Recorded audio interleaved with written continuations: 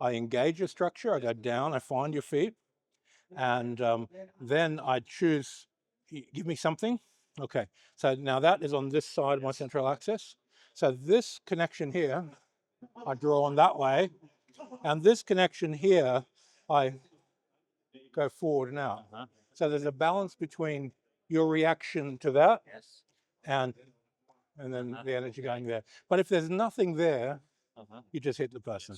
You need to give a person a structure strong enough so I can't hit you. Now I can influence you with that structure. But if the structure's weaker than what, Then you hit me. yeah, then you just move forward. You boom. Yeah.